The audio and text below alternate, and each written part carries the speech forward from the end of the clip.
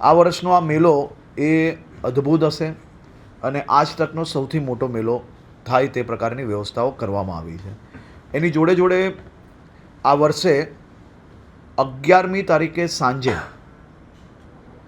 બધા જ સંતોની નગરમાં જ્યારે આગમન થશે તો એક ભવ્ય નગરયાત્રા નીકાળવાનું નક્કી થયું છે.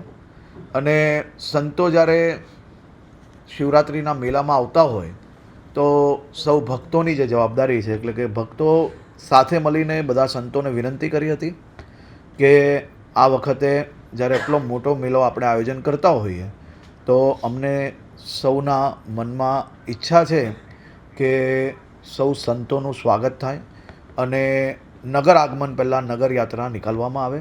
તો સૌ સંતોએ પરવાનગી આપી છે.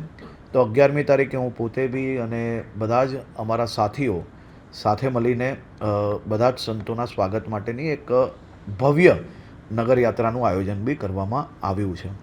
એની જોડે જોડે દેશભરમાંથી સાધુ સંતો, દેશભરમાંથી ભાવિ ભક્તો એ આપણા આ મેળામાં પધારે તે માટે રાજ્ય સરકાર દ્વારા સૌ સંતો જોડે માર્ગદર્શનમાં રહીને ભારતીય જનતા પાર્ટીની લોકલ ટીમ આ બધા જ લોકો સાથે મળીને એક દેશભરમાં સંતોને આમંત્રણ બી આપવાના છે. આ 4-5 દિવસ દરમિયાન સૌ લોકો આ મેળામાં પધારે અને મેળાની તમામ વ્યવસ્થાઓની બેઠક, સંકલનની બેઠક આજે કરવામાં આવી હતી. સૌ સંતોના માર્ગદર્શન મળ્યા અને અદ્ભુત રીતે આ મેળો કરવામાં આવશે.